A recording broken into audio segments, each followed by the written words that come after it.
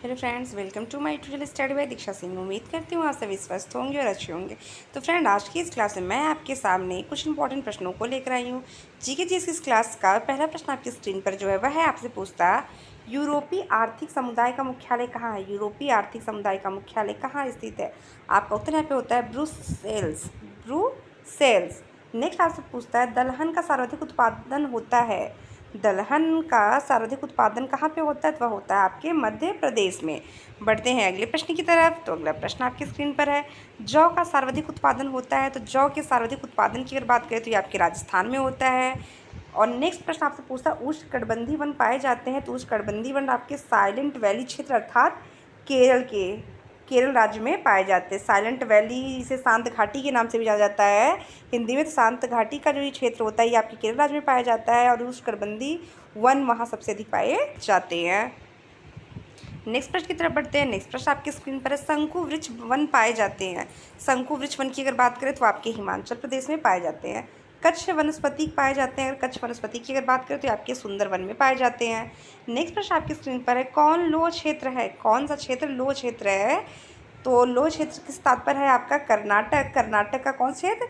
तो कुमेंद्रमुख।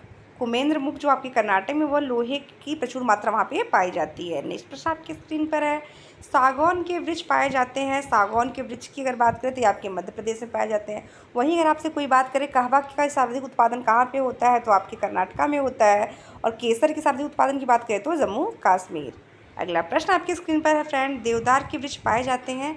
तो देवदार के वृक्षों की अगर बात करें तो ये आपके हिमालय के उच्च क्षेत्र में पाए जाते हैं। हिमालय के उच्च क्षेत्र में पाए जाते हैं। अगला प्रश्न आपकी स्क्रीन पर जो है वो बहुत ज़्यादा इंपॉर्टेंट है और कई बार एग्जाम में आपने देखा होगा कि प्रश्न आता भी है। तो इसको इजी मत समझिए क्योंकि एग्जाम में अक्सर चीज़ें गलत हो जाती हैं। सुंदरी के वृक्ष पाए जाते हैं तो सुंदरवन में।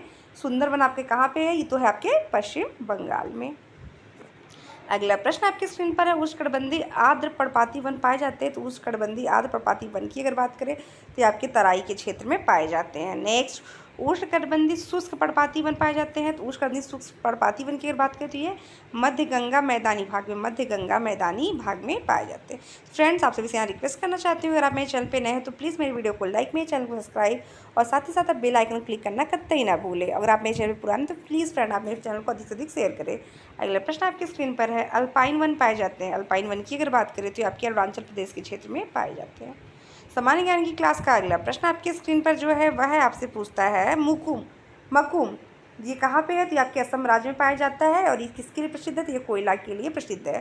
तो असम में कोयले का कौन सा क्षेत्र सबसे अधिक प्रसिद्ध है? तो वह है आपका मकुम। नेक्स्ट आपसे पूछता है, डल्ली राजहरा। डल्ली राजहरा ये कहाँ पे है? तो ये आपके छत्तीसगढ़ में पाया जाता है। और ये किसके लिए जाना जाता है? तो आपके लौह अयस्क के उत्पादन के लिए जाना जाता है। अगला प्रश्न आपकी स्क्रीन पर है फ्रेंड्स, कोरापुट जो कि उड़ीसा में है, किसके भंडार के लिए जाना जाता है? तो ये आपके बॉक्साइट के भंडार के लिए जाना जाता है। अगला प्रश्न आपके स्क्रीन पर जो दिखाई दे रहा है वह आपसे पूछता है, अचरा रत्नगिरी कच्छ वनस्पतियाँ पाए जाते हैं। अचरा रत्नगिरी कच्छ वनस्पतियों की अगर बात करें तो ये आपके कहाँ पाए जाते हैं? महाराष्ट्र में। और कुडापुर कच्छ वनस्पति पाए जाते हैं तो ये आपके पाए जाते हैं कर्नाटक में। अगला प्रश्न आपकी स्क्रीन पर है वह आपसे पूछता, पीचावरम कच्छ वनस्पतियाँ पाए जाते हैं। पीचावरम कच्छ वनस्पतियाँ पाए जाते हैं तो ये कहाँ पाए जाते हैं? तो ये पाए जाते हैं आपके तमिलनाडु में। अगला प्रश्न आपकी स्क्रीन पर क्या है फ्रेंड्स? चलिए फटाफट उसको देख लेते हैं। अगला प्रश्न आपकी स्क्रीन पर है, प्रायद्वीपीय भारत में सिंचाई का प्रमुख साधन क्या है? तो महत्वपूर्ण प्रश्न है और ये पूछा जाता है कि प्रायद्वीपीय भारत में सिंचाई का महत्वपूर्ण प्रमुख साधन क्या है? तो तालाब, कहीं कहीं कुएँ भी ऑप्शन में आपको मिलेंगे। नलकूप, कुएँ और तालाब, ये तीनों आपके क्या है? प्रमुख संसाधन है, आपके भारत में सिंचाई के प्रमुख साधन है। नेक्स्ट प्रश्न की तरफ बढ़ते हैं, जयंती कोयला खदान कहाँ पे है? जयंती कोयला खदान की अगर बात करें तो ये आपके झारखंड में है। झारखंड की राजधानी की अगर बात करें तो क्या है? रांची, अर्थात रांची झारखंड।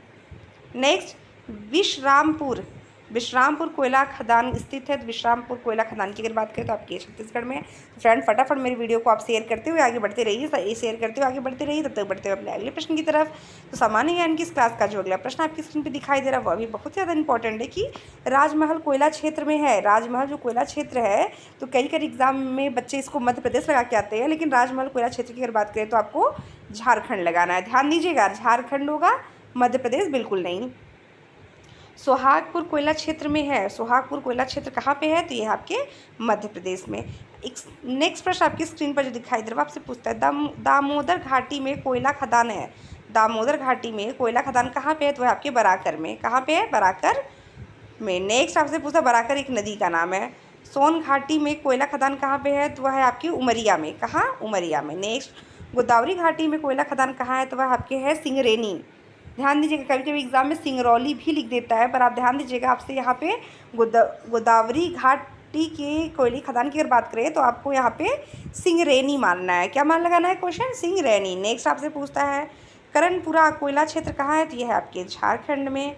अगला प्रश्न आपकी स्क्रीन पर है, दुलहस्ती बांध बनता है। तो ये बहुत ही महत्वपूर्ण प्रश्न है आपके इस सामान्य ज्ञान की आज की क्लास का मोस्ट इम्पॉर्टेंट प्रश्न है ये, कि दुलहस्ती बांध बना हुआ है तो ये चिनाब नदी में बना हुआ है। और चिनाब नदी, दुलहस्ती बांध किस राज्य में? आप सभी कमेंट सेक्शन में जाइए और कमेंट करके बताइए कि दुलहस्ती बांध जो होता है ये चिनाब नदी के ऊपर बना है और वो किस राज्य में है।